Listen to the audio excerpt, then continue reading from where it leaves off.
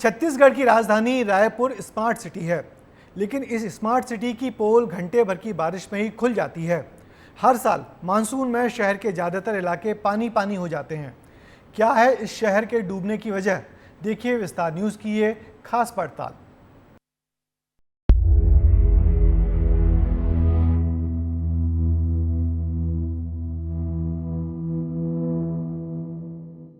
नालों की यही कहानी, बस घंटे भर की बारिश, राजधानी पानी पानी।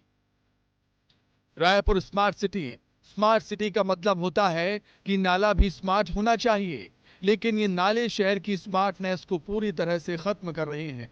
कसूर उनका भी नहीं है, क्योंकि बेजा कब्जा और अवैध अतिक्रमण के चलते नालों का भी दम घुट रहा है।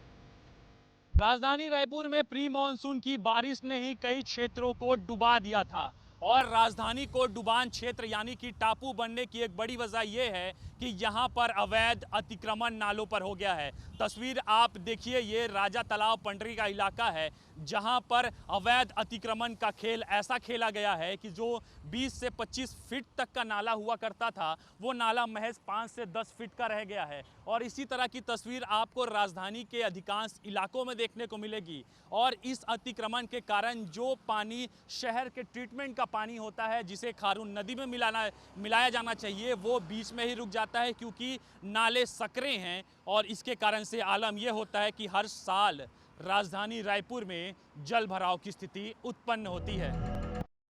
नाले सिकुड़ रहे हैं, नालियों में तब्दील हो रहे हैं, क्योंकि ये नाले अतिक्रमण की चपेट में आकर धीरे धीरे खत्म हो रहे हैं। रायपुर में बड़े नालों की संख्या 20 से ज्यादा है, छोटे नालों की संख्या 100 से ज्यादा है। फिर भी बरसात में हो जाता है जल भराव। शहर में 150 के आसपास नाले हैं, लेकिन घंटे भर की बारिश में राजधानी जैसे तैरने लगती है।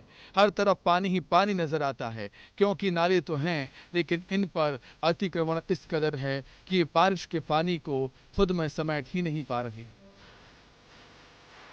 सद्दू के छोकरा नाले पर कब्जे का खेल है। प्राइवेट बिल्डर के प्रोजेक्ट के चलते नाला पटा है। शहर का मुख्य अरमान नाला भी हो गया है गायब।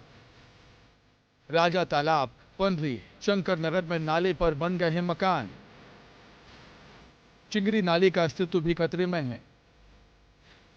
नालों में कचरे का अंबार है, हर तरफ कब्जा है।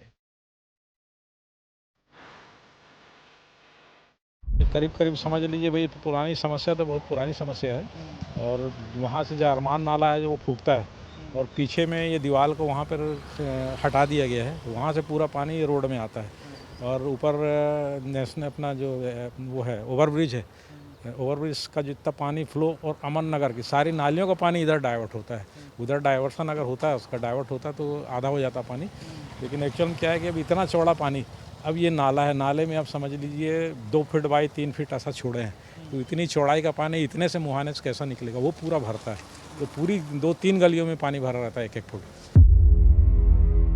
हालात ये हैं कि अब कॉलोनियों में लोग जलभराव की समस्या से परेशान हैं। प्रोफेसर कॉलोनी, शंकर नगर, मोवा सद्दू, गुढ़ियारी, जल विहार कॉलोनी, बंधवा पारा, ब्राह्मण पारा, कंकाली पारा, आमा पारा, बूढ़ा तालाब, संतोषी नगर समेत कई इलाके इस समस्या से जूझ रहे हैं।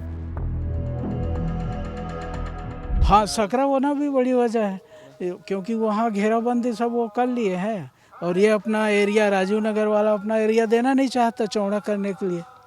बस्ती वाले तो अपना मकान बना लिए हैं। यही कचड़े का परेशानी है, बस सबसे ज़्यादा मच्छरों का परेशानी है।